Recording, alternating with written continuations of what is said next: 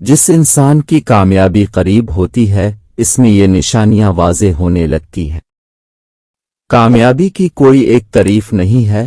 हो सकता है एक शख्स की नज़र में जो कामयाबी हो वो किसी दूसर बड़े शख्स की नज़र में कामयाबी ना हो। मिसाल के तौर पर एक शख्स कहता है कि इसके लिए कार खरीदना एक कामयाबी है, लेकिन कोई ऐसा शख्स जिसके पास कार है इसकी नज़र में कार खरीदना कोई कामयाबी नहीं है। अगर सादा अल्फाज में कामयाबी की तारीफ की जाए तो आपका किसी मकसद में कामयाब होना ही असल कामयाबी है।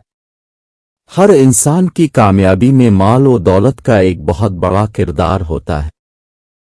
ये बात हकीकत है कि दौलत से इंसान अपनी जिंदगी में बहुत कुछ कर सकता है।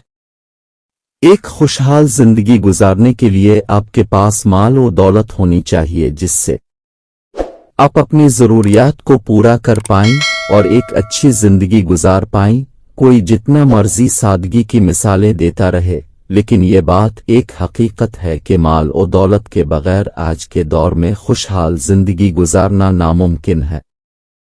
मैं ये नहीं कहता कि आपके पास बेतहाशा माल और दौलत हो, लेकिन इतनी ज़रूर होनी चाहिए कि आप जो कमाएं इसमें से कुछ हिस्सा बच जाए।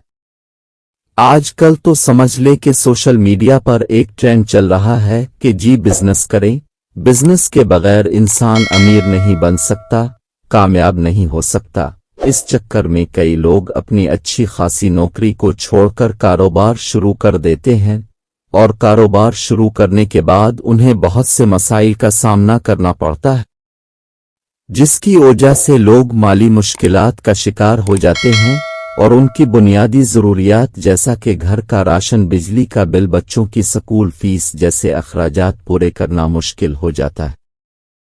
अगर आप अपने इर्द गिर्द नज़र दौड़ाएं तो आपको ऐसे कई लोग मिल जाएंगे जिन्होंने नौकरी करके भी एक खुशहाल जिंदगी गुजारी और वो अब करोड़पति हैं। मेरा मकसद नौकरी या कारोबार में से किसी को गलत कहना मकसूद नहीं, बल्कि ये कहना है कि अगर किसी शख्स के पास दौलत आना करीब हो तो वो अपने अखराजात अपनी आमदन के मुताबिक कर लेता है और कुछ न कुछ बचा कर ज़रूर रखता है।